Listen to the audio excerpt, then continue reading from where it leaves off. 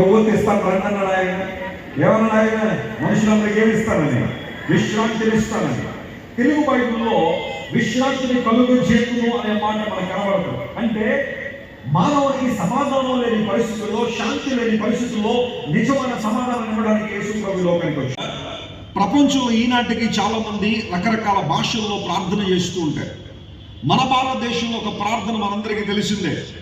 అసతోమా సద్గమయ, తమసోమా జ్యోతిర్గమయ, మృత్యోర్మా మృతంగమయ అనే శ్లోకాన్ని ప్రతిరోజు ఉదయకాలం చాలా మంది ఇప్పటికీ పాడుతూనే ఉంటారు. ఒకసారి నేను ట్రైన్లో ప్రయాణం చేస్తుంటే నాకు ముందు కూర్చున్న వ్యక్తి ఇదే శ్లోకాన్ని వల్లించాడు. నేను అడిగాను, దాని అర్థం ఏంటో మీకు తెలుసా అని అన్నాను. చాలా చక్కగా అర్థాన్ని చెప్పాడు. అసత్యంలో ఉన్నాను, సత్యంలో నడిపించు, చీకటిలో ఉన్నాను, వెలుగులో నడిపించు, మరణంలో ఉన్నాను, జీవంలో నడిపించు అనే ప్రార్థన చేశానండి అన్నాడు. నేను అతను ప్రశ్న అడిగాను, అదేంటంటే ఎంతకాలం నీ ప్రార్థన చేస్తున్నారు? చాలా కాలం మంది చేస్తున్నారండి. ఎంతవరకు చేద్దాం అనుకుంటున్నారు?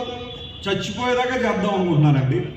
అయితే ప్రార్థన ప్రార్థనగానే ఉండిపోవాలా, ప్రశ్న ప్రశ్నగానే ఉండిపోవాలా, దానికి ఏదైనా సమాధానం కోసం ఎప్పుడైనా ప్రయత్నం చేశారని అడిగారు.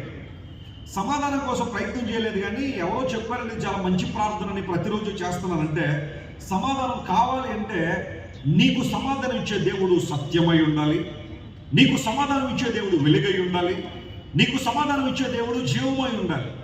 అంటే ఎవరైనా ఈ లోకానికి నరావతారిగా వచ్చి శరీరాన్ని ధరించుకుని I am the way and I am the light and I am the life, నేనే మార్గము సత్యము జీవము వెలుగునని చెప్పగలిగి ఉండాలి, చెప్పి ఉండాలి.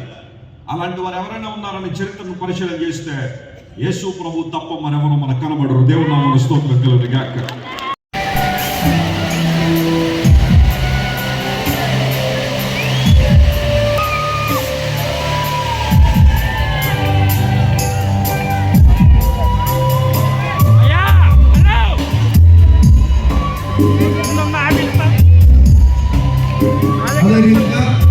ఈ క్యాండిల్ కూడా జాన్ వెస్లీ గారు చెప్తున్నారు అందిస్తాము. అన్ని అందించేసి పక్కకు వస్తాను. దయచేసి మిగతా వారు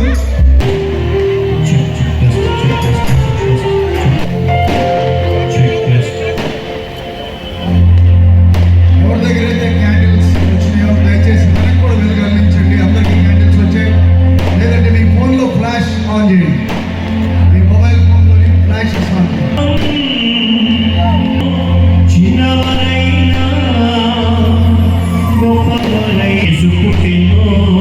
సందడి చేద్దాం సఖి సంగము, అందరి కోసం యేసు పుట్టెను.